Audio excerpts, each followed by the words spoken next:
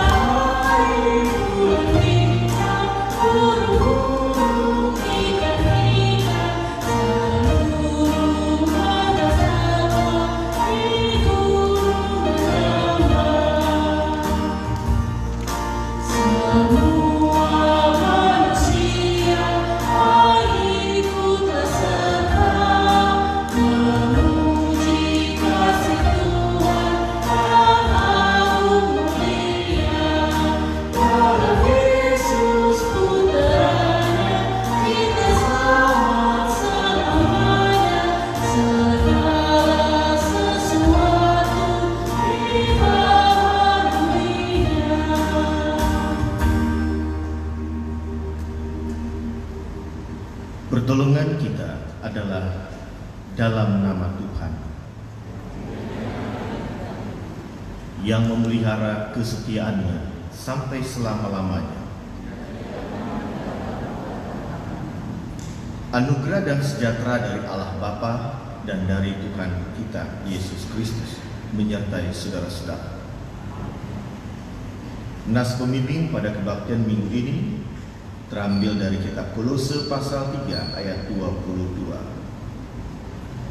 Hai hamba-hamba, taatilah Tuhanmu yang di dunia ini dengan segala hal, jangan hanya di depan mereka saja untuk menyenangkan mereka, melainkan dengan tulus hati karena takut akan Tuhan. Demikian nas pembimbing bagi kita.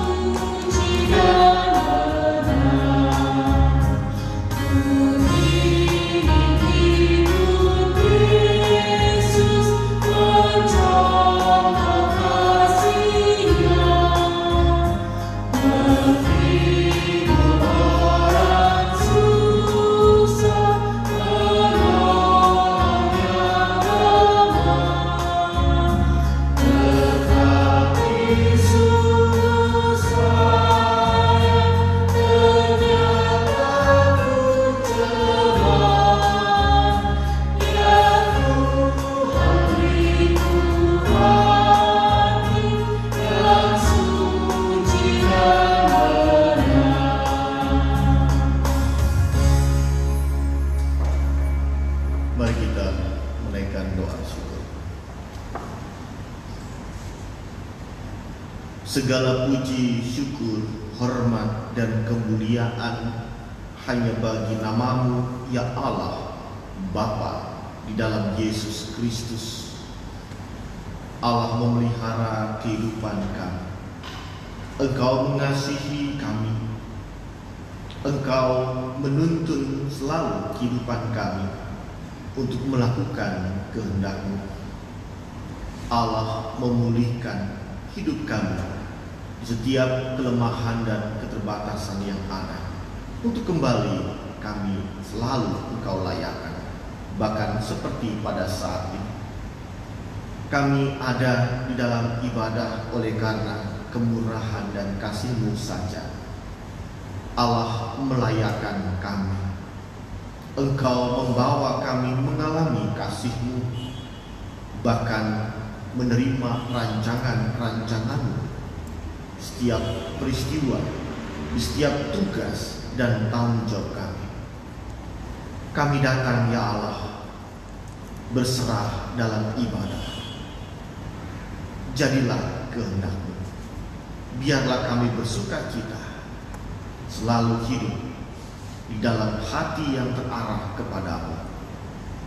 Di dalam nama Tuhan Yesus Kristus kami berdoa. Amin. Hukum Allah terambil dari kitab Matius pasal 22 ayat 37 sampai 39.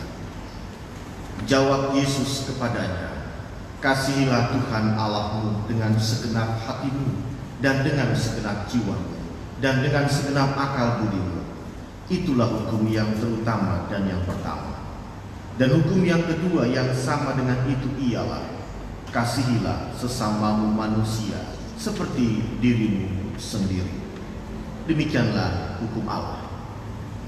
Dan mari bersama Bapak Ibu Saudara, kita akan diberikan kesempatan untuk merendahkan diri kita dalam pengakuan dosa secara pribadi lepas pribadi, dengan sebuah keyakinan sungguh.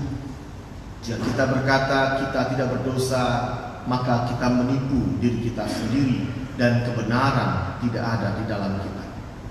Namun jika kita mengaku dosa kita, maka Ia adalah setia dan adil, sehingga Ia akan mengampuni segala dosa kita dan menyucikan kita dari segala kejahatan. Marilah kita mengambil saat teduh secara pribadi, mengakui salah dan dosa kita. Setelah itu saya akan ucapkan untuk semua kita bersama-sama.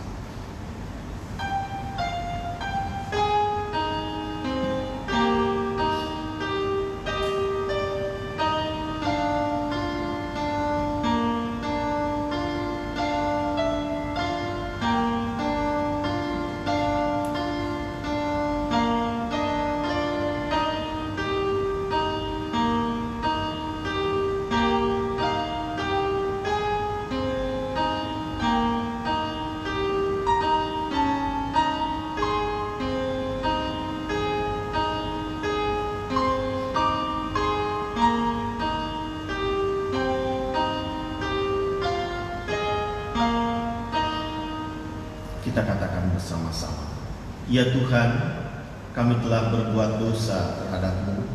Kami telah berdosa terhadap sesama kami dalam pikiran, perkataan, dan perbuatan. Telah banyak kami menyimpang dari jalan-Mu yang benar. Ampunilah kami, ya Tuhan. Kasihilah kami, ya Tuhan. Kasihilah kami, ya Kristus. Kasihilah kami, ya Tuhan. Amin." Tuhan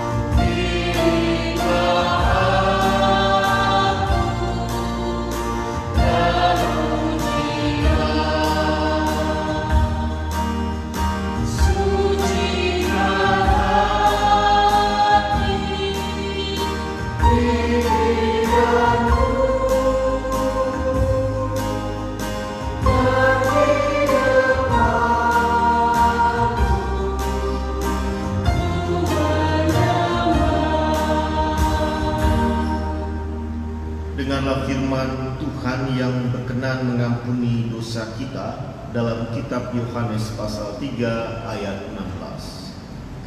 Karena begitu besar kasih Allah akan dunia ini, sehingga Ia telah mengaruniakan anaknya yang tunggal, supaya setiap orang yang percaya kepadanya tidak binasa, melainkan beroleh hidup yang kekal.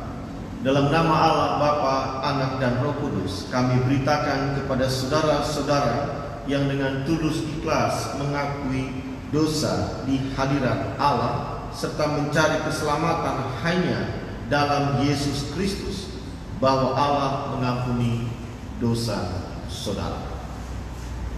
Amin.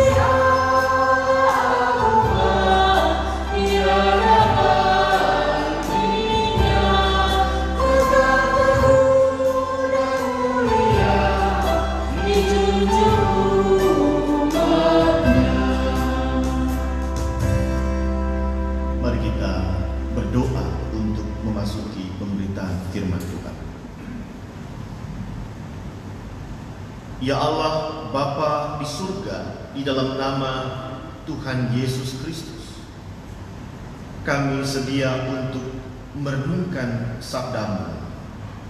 Roh Kudus yang akan membimbing kami untuk bisa menghayati dengan benar setiap sabda-Mu dan memampukan kami melakukannya.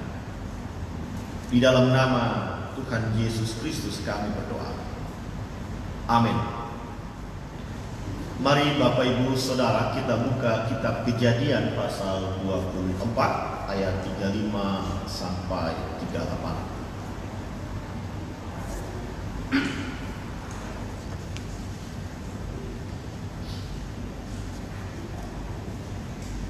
Kejadian pasal 24 ayat 35 sampai 38 saya akan membaca buat kita.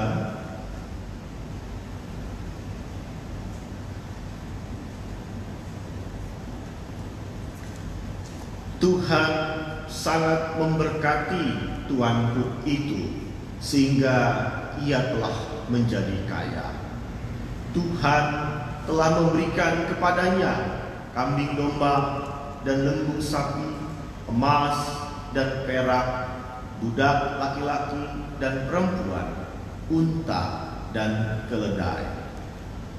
Dan Sarah, istriku tuanku itu, sesudah tua, telah melahirkan anak laki-laki bagi tuanku itu. Kepada anaknya itu telah diberikan tuanku segala harta miliknya. Tuanku itu telah mengambil sumpahku. Engkau tidak akan mengambil untuk anakku seorang istri dari antara perempuan Kanaan yang negerinya kudiami ini. tetapi engkau harus pergi ke rumah ayahku dan kepada kaumku untuk mengambil seorang istri bagi anakku. Yang berbahagia ialah mereka yang mendengarkan firman Allah dan yang memeliharanya. Haleluya.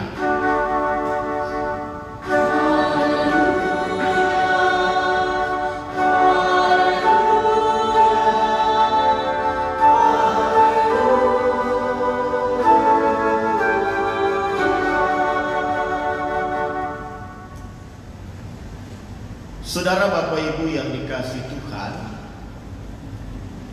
saya akan membacakan sebuah ilustrasi dari buku Anthony de Mello berjudul Burung Berkicau.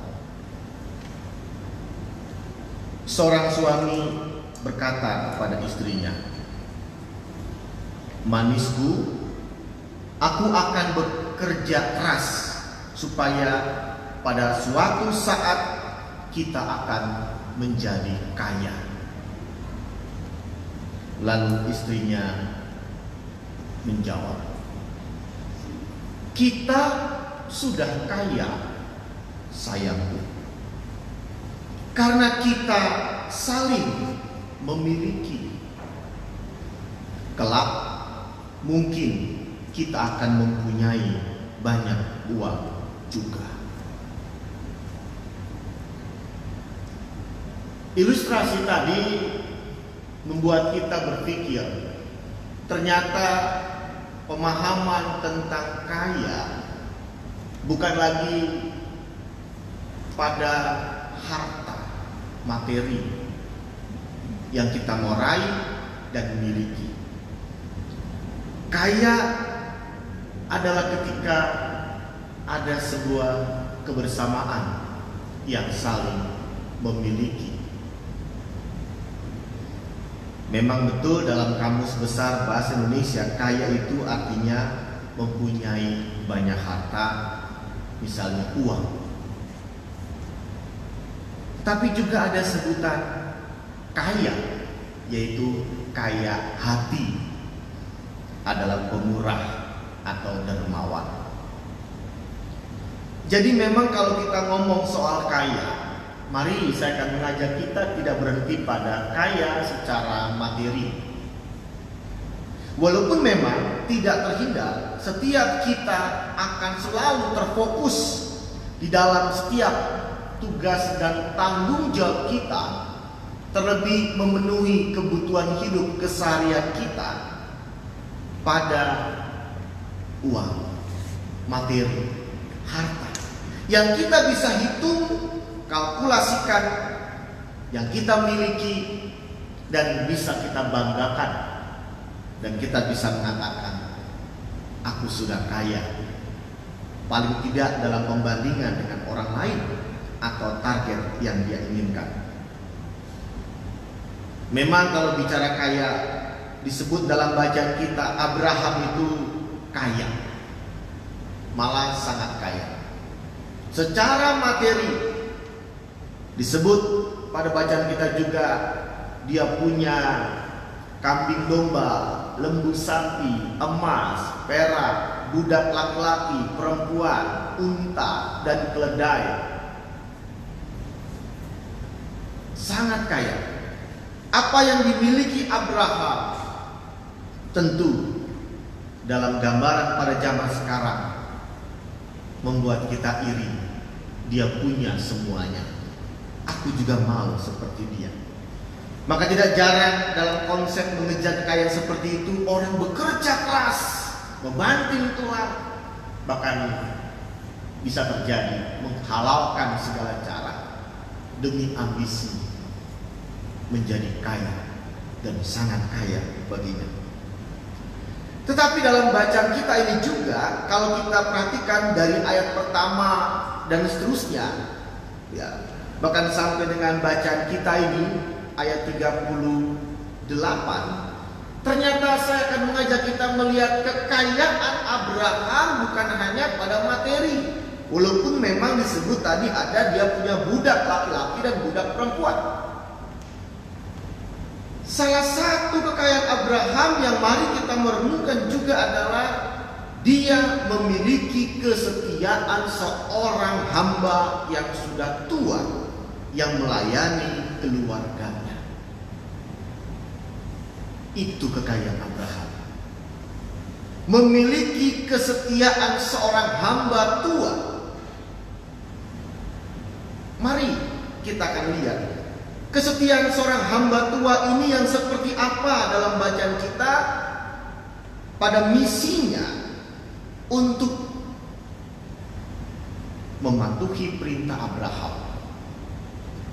Yang pertama, memang hamba ini memegang sumpah yang telah dia ikrarkan di hadapan Abraham. Dia pegang sumpah untuk mencarikan istri bagi tuan mudanya Ishak di tengah kaum keluarga Abraham. Dia pegang. Yang kedua, kesetiaannya nampak juga ketika dalam menjalankan amanah itu, sumpah itu, dia melakukan dengan tidak pesimis, tidak ragu.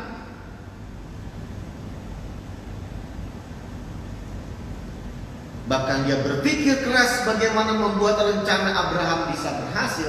Termasuk ayat 12 disebutkan dalam bacaan pasal 24 itu, hamba tua ini menyertakan Tuhan untuk keberhasilan rencananya.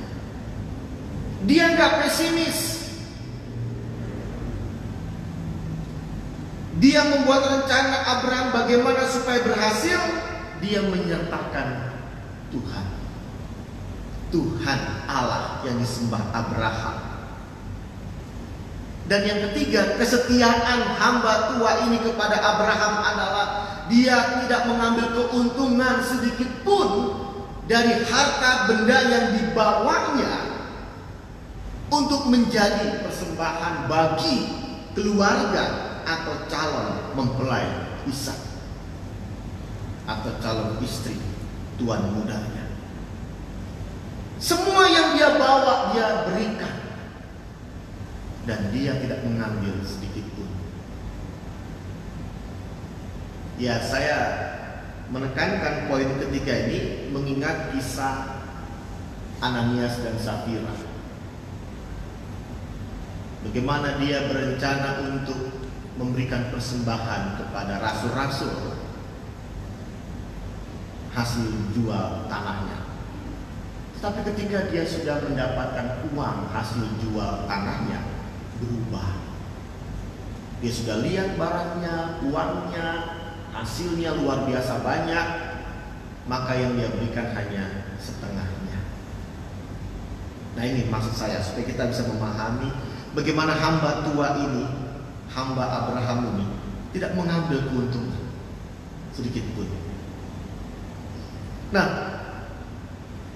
pada kesempatan ini mari Bapak, Ibu, Saudara, remaja muda yang dikasihi Tuhan, apapun yang ingin kita lakukan dalam sebuah aktivitas dan bahkan terus kita kerjakan seperti dalam pekerjaan, usaha, atau cita-cita seorang anak ketika ditanya akan jadi apa nanti, tidak disangkali ujung-ujungnya adalah ingin mendapat sesuatu yang menjanjikan akan masa depannya, kebutuhan hidupnya terpenuhi secara materi. Malah sekarang mungkin Bapak Ibu Saudara tidak lagi laku ketika ada seorang mengatakan, saya melamarmu. Seorang pria misalkan lalu ditanya oleh calon mertuanya, apa yang kau punya untuk meminang anakku? Dijawabnya, cinta. Selain cinta, tidak ada. Dan akhirnya bisa saja calon mertua itu mengatakan, pulang kau. Kami gak butuh cintamu. Kami butuh apa yang kau punya, yang kelihatan, yang menjanjikan, yang kau simpan, yang bisa menjamin masa depan anakku. Ini gak bisa dihindari, ini realistis banget Bapak Ibu Saudara. Sehingga ada banyak orang berlomba-lomba menunjukkan kepemilikannya yang dia sudah raih dalam usahanya, pekerjaannya, secara materi. Dan tidak terhindar dia akan merasa senang dan bangga ketika orang tahu yang dia miliki. Rumahnya, interior rumahnya, kendaraannya, pekerjaannya, jabatannya, usahanya, depositonya, keuntungannya, bisnisnya, dan lain-lain sebagainya. Ini gak terhindar Bapak Ibu Saudara. Zaman sekarang orang seolah berlomba memamerkan apa yang dia sudah raih. Apalagi kalau orang itu masih muda, kaya luar biasa. Wow, harapan masa depan calon mertua. Dan sebaliknya juga akhirnya terjadi ada orang yang minder, yang merasa gak seperti itu, malu, dan tidak mau berkata ketika ditanya tentang apa pekerjaanmu, bagaimana usahamu, berapa keuntunganmu, dan lain sebagainya. Inilah dunia yang kita jumpai. Sehingga ada banyak orang juga mengeluh dalam sebuah kehidupan kebersamaannya ketika nggak bisa mencukupi kehidupan kesehariannya. Dia kesal, dia marah, bahkan saling menyalahkan. Bisa aja dia menyesal, kenapa aku bersama kamu, coba kalau dulu dengan yang lain.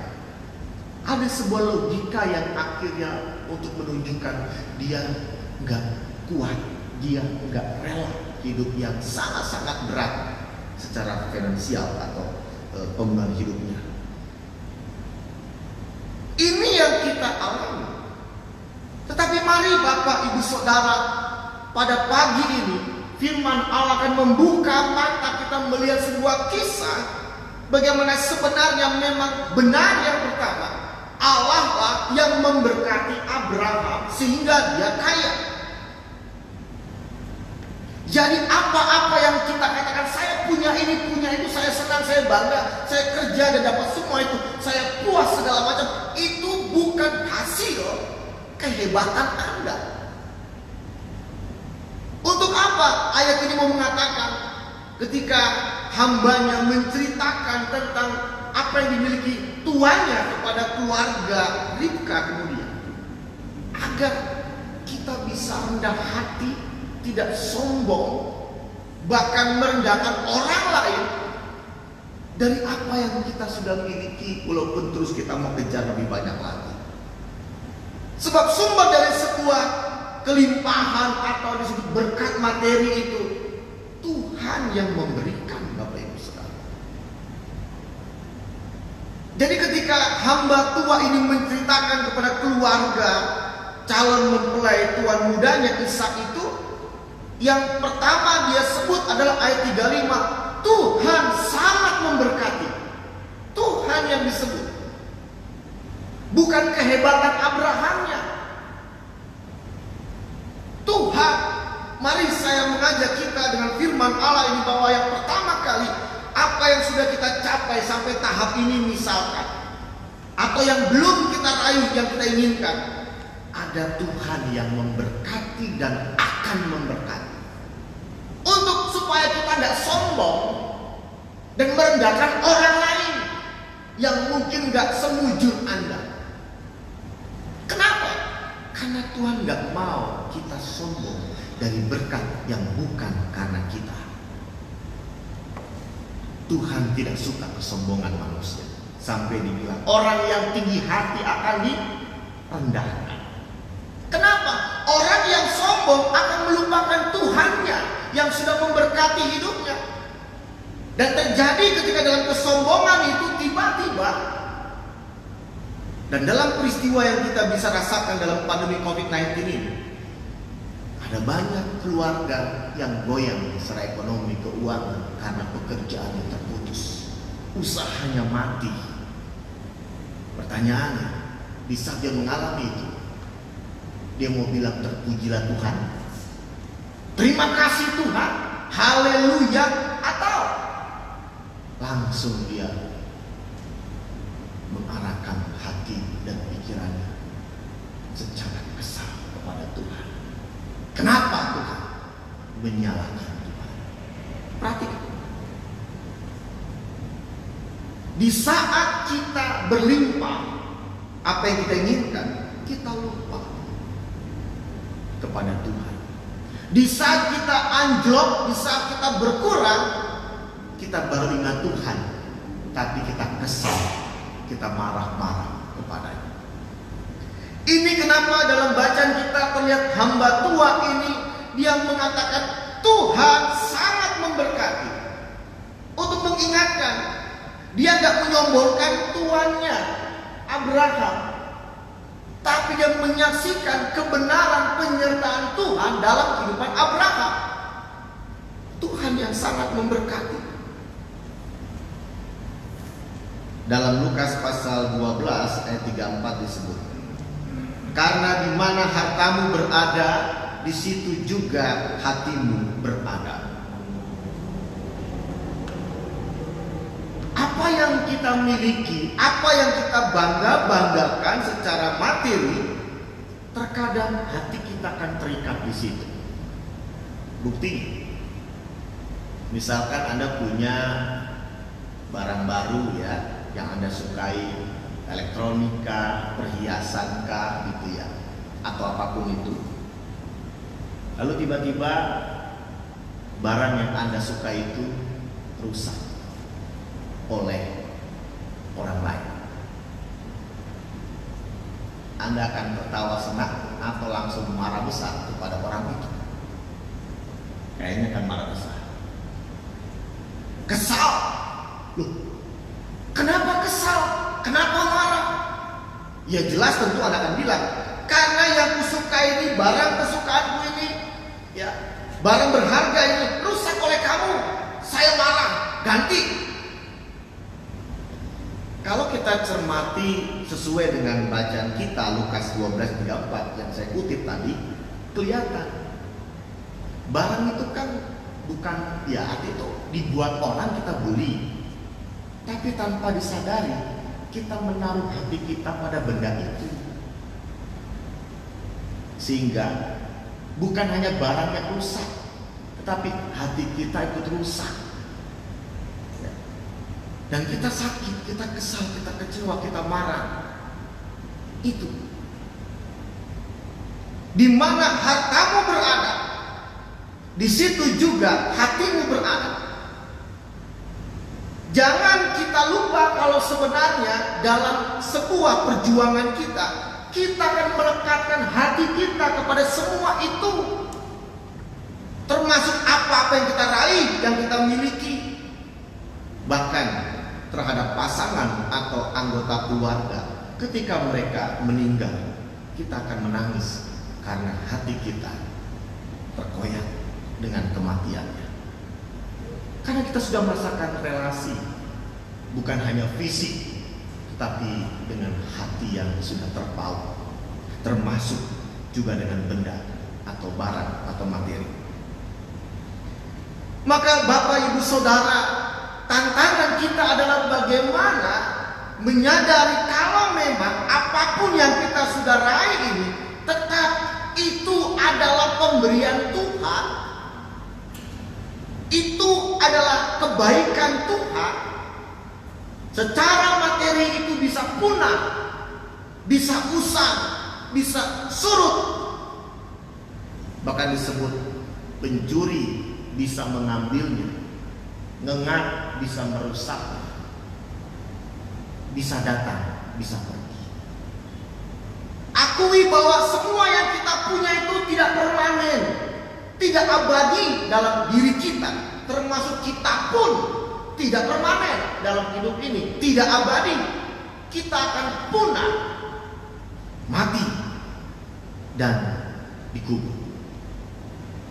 Tetapi Tuhan tidak pernah mati.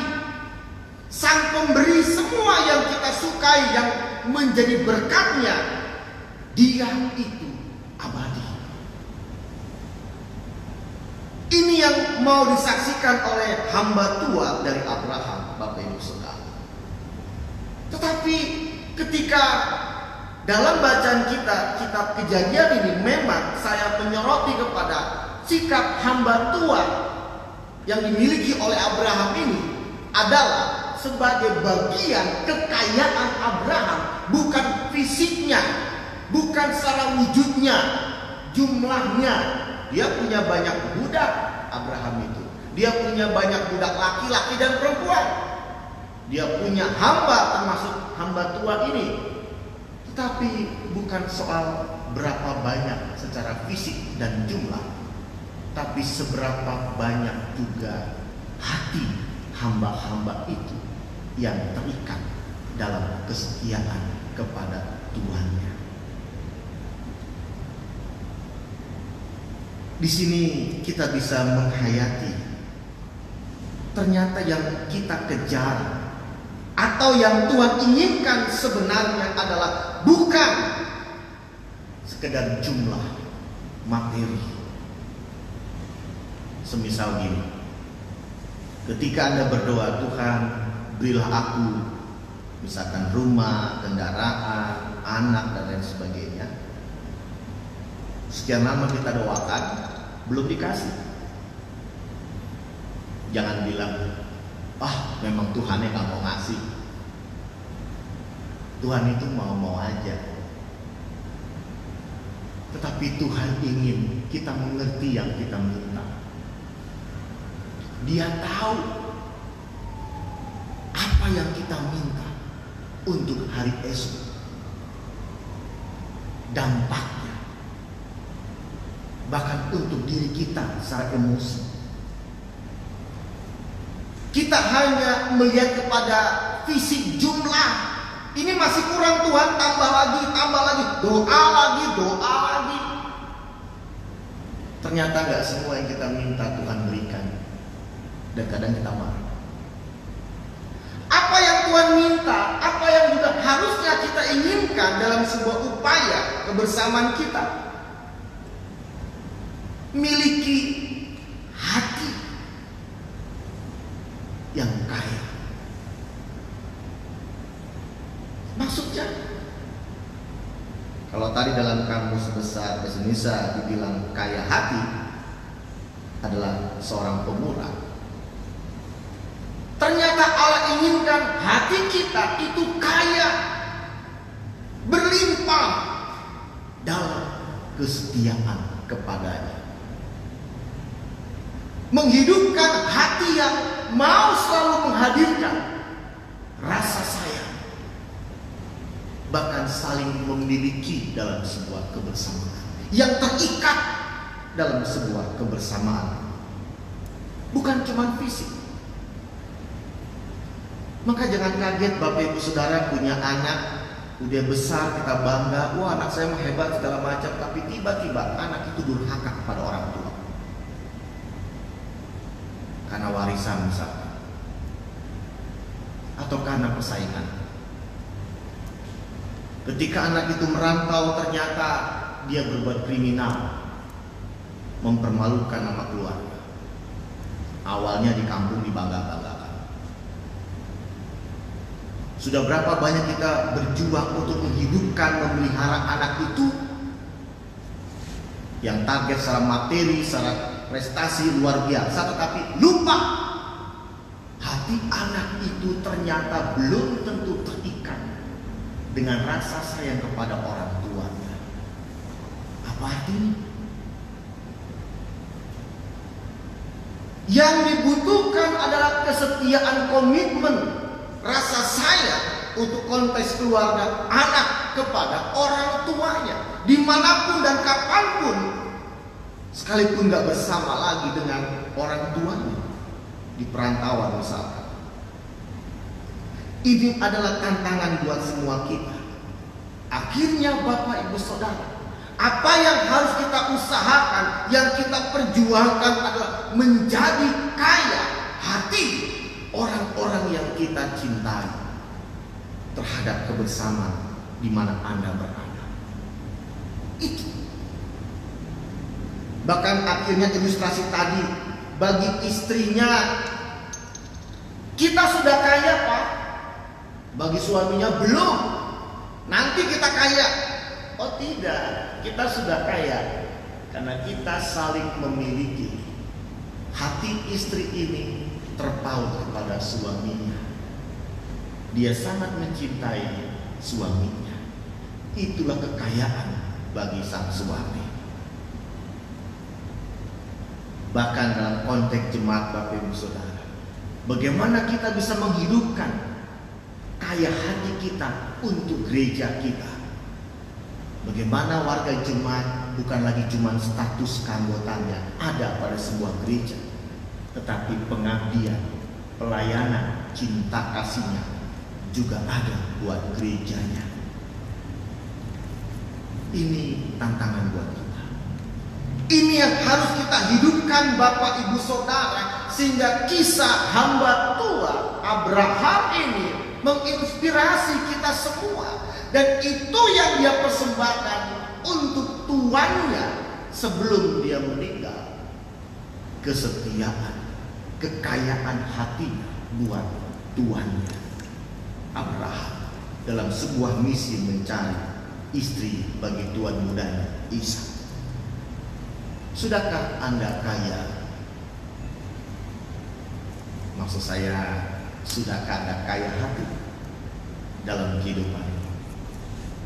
Kalaupun Anda betul kaya nih, punya banyak materi uang, kaya hati, letakkan hati Anda bukan pada benda-benda itu. Letakkan hati Anda kepada Tuhan yang memberikan benda-benda itu. Tuhan yang memberkati hidup Anda. Letakkan hati Anda di sana. Cintai Tuhan di sana. Sehingga ketika Anda memberi tidak akan berkurang, malah dikatakan semakin bertambah. Apa yang bertambah? Sukacita Anda. Janda miskin memberi, dia harusnya jangan memberi, karena semakin payah secara materi akan berkurang. Tapi dia memberi, justru di saat dia memberi, dia semakin kaya. Selain hatinya adalah Tuhan memuji perempuan itu. Apa yang kita sedang kejar sekarang? Kekayaan, materi. Jangan lihat apa yang belum Anda punya. Lihat apa yang Tuhan sudah kasih. Untuk kita belajar menaruh hati hanya kepada Dia. Apa yang Anda kejar, kalau yang belum Anda miliki, tidak akan pernah sampai titik akhir. Bahkan sampai Anda akan meninggal pun, Anda akan mengatakan belum selesai yang kucari. Tetapi hidup ini tidak untuk mengejar ini. Carilah dahulu kerajaan Allah dan kebenaran, baru semuanya itu akan ditambahkannya kepadamu.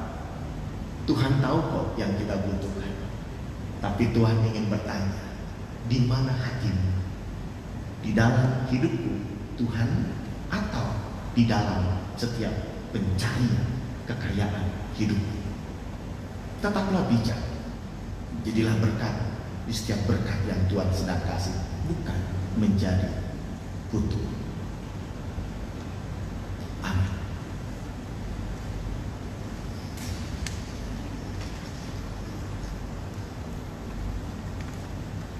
Mari bersama kita berdiri, kita akan mengucapkan pengakuan iman kita bersama-sama dengan gereja. Dari segala abad dan tempat kita ucapkan, aku percaya kepada Allah Bapa yang Maha Kuasa, kali dan bumi, dan kepada Yesus Kristus yang dikandung dari Maria, air damai, yang menderita di bawah campur Kristus, salibkan, yang kuburkan, turun dalam kerajaan, pada hari ketiga naik ke surga di sebelah Allah Bapa yang Maha Kuasa, dan akan datang dari sana untuk menghakimi orang hidup dan mati. Aku percaya pada gereja yang kudus, persekutuan orang kudus, pengampunan dosa, kebangkitan dan hidup yang kekal. Amin. Silakan kembali.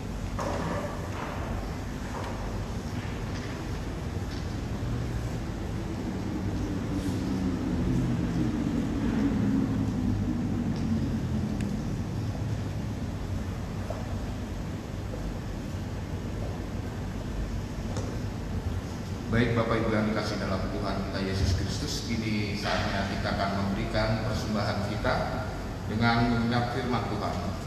Untuk nats persembahan pada minggu ini diambil dari 2 Korintus 9 ayat 7 yang berkata demikian.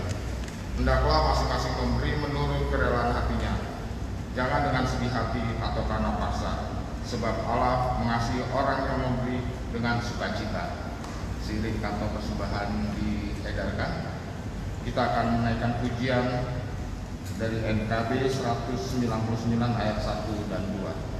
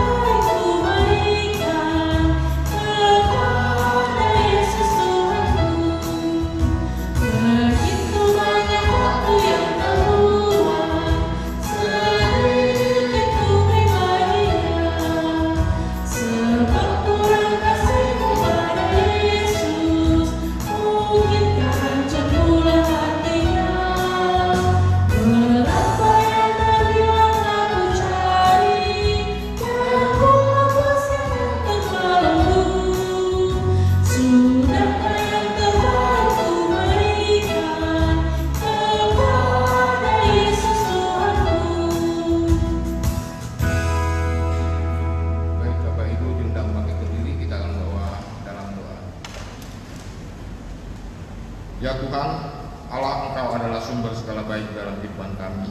Terima kasih Tuhan, pada hari ini Engkau memberikan berkat di dalam kehidupan kami. Sehingga pada hari ini ya Tuhan, kami dimampukan untuk memberikan persembahan menurut apa yang menjadi kehendak-Mu ya Tuhan. Terima kasih Tuhan. Inilah doa kami dalam nama Tuhan Yesus Kristus. Kami berdoa dan mengucap syukur. Amin. Dipersilakan kembali.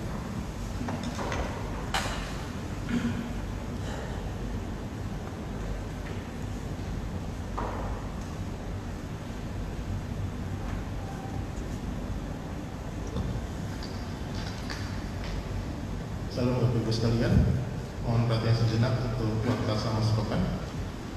Majelis Jemaat mengucapkan terima kasih atas pelayanan hari ini untuk Bapak Pendeta Thomas Radio Prianto Nextia. Terima kasih Pak Pendeta, kepada lokator, pemain musik, komisi petugas presidi dan setiap bagian kita yang terlibat dalam ibadah pada pagi hari ini. Untuk bidang peribadahan dan pembinaan, diinformasikan tetap dilakukan ibadah rumah tangga online setiap hari Kamis jam 7 dan diharapkan setiap anggota jemaat dan simpatisan dapat mengikuti ibadah KRT secara online. Informasi ibadah syukur di keluarga Ibu Mama Maimunah Rikin akan dilaksanakan pada hari ini 5 Juli 2020 pukul 11.30 dan setelah ibadah akan dilayani oleh Pendeta Thomas Raditya. Mohon perhatian untuk informasi kesiapan pembukaan ibadah minggu di gedung gereja GKP Keramat. Rencana pembukaan ibadah di gedung gereja akan dilaksanakan pada tanggal 19 Juli 2020 dan bertepatan dengan perjamuan kudus hari pekabaran Injil. Dan tanpa mengurangi kerinduan anggota jemaat untuk beribadah di gedung gereja, maka untuk ibadah di gedung gereja akan dihadiri oleh warga jemaat dalam kategori usia 13 sampai 70 tahun. Sedangkan yang di luar kategori usia tersebut dapat beribadah di rumah masing-masing. Dalam hal ini akan dipersiapkan ibadah live juga melalui Facebook seperti biasa. Bagi anggota jemaat yang dalam kategori usia 13 sampai 70 tahun yang akan hadir di ibadah gedung gereja dalam kondisi sehat, tidak dalam kondisi sakit flu, batuk, ataupun tidak dalam kondisi sakit bawaan atau kronis. Untuk anggota jemaat yang hadir mengikuti ibadah di gedung gereja wajib mengikuti protokol kesehatan sebelum memasuki ruang ibadah, wajib mencuci tangan dan menggunakan hand sanitizer yang telah dipersiapkan, kemudian akan diukur suhu tubuhnya, dan juga wajib menggunakan masker selama ibadah, dan dihimbau setelah ibadah agar segera kembali ke kediamannya masing-masing. Bidang kesan dan kesaksian, mari kita tetap dukung dalam doa bagi anggota jemaat dalam kondisi sakit, pergumulan, dan lansia. Untuk anggota jemaat yang berulang tahun, Majelis Jemaat mengucapkan selamat kepada anggota jemaat yang berulang tahun dari tanggal 5 sampai 11 Juli. Untuk nas ulang tahun terambil dari Bilangan 6 ayat 24 sampai 26. Tuhan memberkati engkau dan melindungi engkau. Tuhan menyinari engkau dengan wajahnya dan memberi engkau kasih karunia. Tuhan menghadapkan wajahnya kepadamu dan memberi engkau damai sejahtera. Bidang sarana dana, Majelis Jemaat akan melakukan rapat bulanan secara online live streaming di hari Jumat 10 Juli 2020 pukul 19 di kediaman masing-masing, dan mohon kesiapan dari Majelis Jemaat dan dukungan para keluarga. Dan informasi untuk Bapak Ibu yang telah memberikan kolekte persembahan yang diserahkan melalui transfer ke BNI 0800341848 atas nama Gereja Kristen Pasundan Kramat, atau mungkin melalui BCA nomor rekening 3070207655 atas nama Jeremy Aliambar, dapat menginformasikan ke bagian keuangan.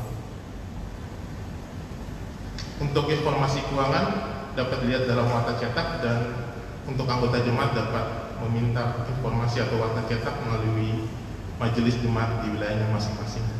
Demikian informasi warta selama sepekan. Atas perhatiannya kami ucapkan terima kasih.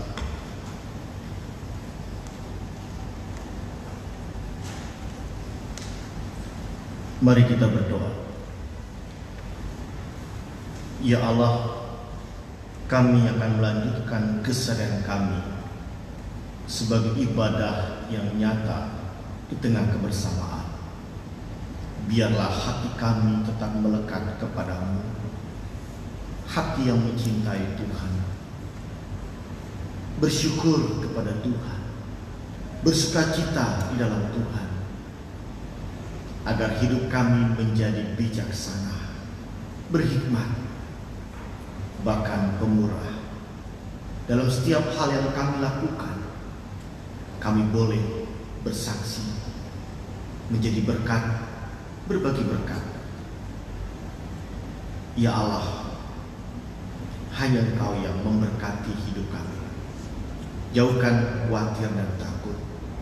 Setiap rencana baik yang kami sedang lakukan, di setiap pekerjaan, pendidikan, bahkan keseharian rumah tangga, di lingkungan kami, berkati ya Allah dengan penuh keyakinan, tidak lagi pesimis, sebab Tuhan menyertai kami.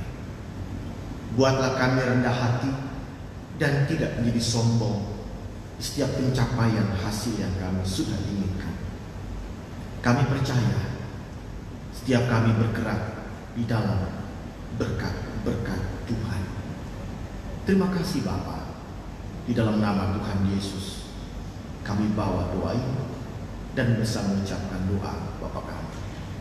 Bapa kami dalam surga, kuduslah, datanglah kerajaan, jadilah kehendak-Mu di seperti surga.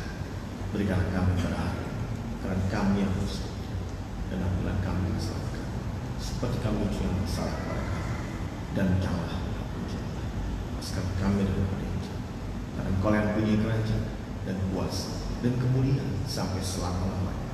Amin.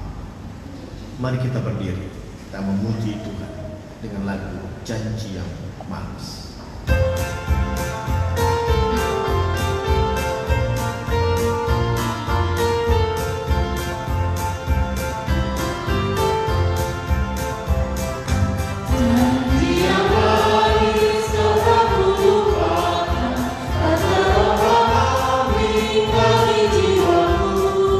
Wow.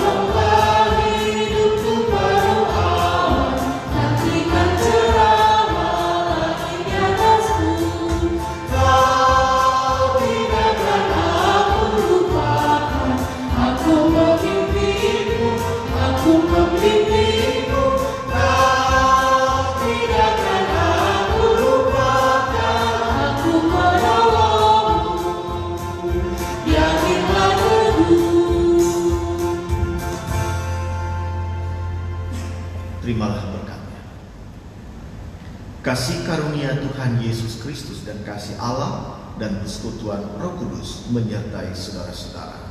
Amin.